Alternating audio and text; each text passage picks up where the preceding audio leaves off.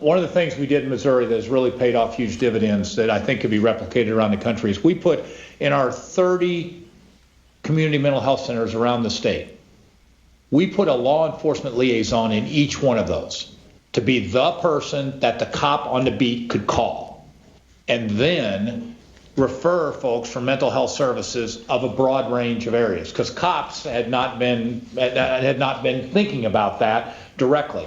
And we didn't really know how much play we'd get. So we put 31 people in 30 community mental health centers. In the first year, they got 18,000 calls from police. And we're now at 34,000 after about 18 months. And to see and to talk to these cops about how the problems they were facing, whether it's drug addiction or some other mental challenge, were really the cause, and how we had offloaded to our prison system drug treatment, mental health treatment, everything else. You could make an argument that the majority of folks that are currently incarcerated in this country should be getting mental health treatment of some sort. And that may be a conservative number.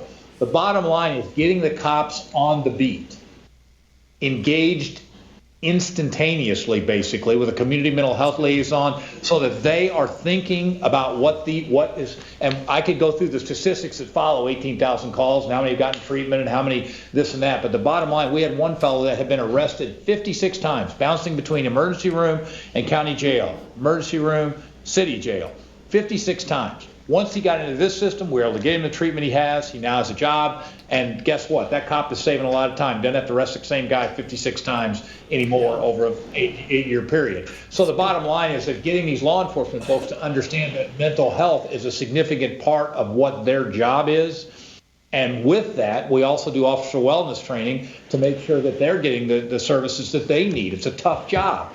So the bottom line, that direct interaction between cops and mental health has had huge benefits on substance abuse and huge benefits to pick up folks into the mental health system more quickly. I think we have some questions from the audience.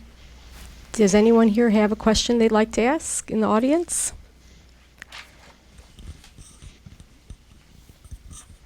Thank you so much for this discussion today. It's a very important discussion that I believe touches all communities across this nation.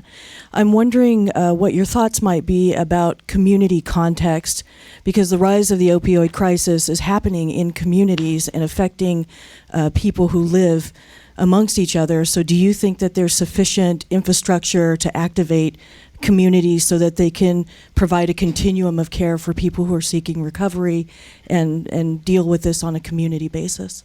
Thank you. Craig, maybe I can touch on this. Most recently, I was serving as the Chief Operating Officer for the state of Illinois, which, as you know, is a very large state made up of all kinds of cities and towns. And it's my experience, and I think the other governors might agree with this, that in the rural communities in particular, there is a lack of treatment. There's just no question about that, I believe.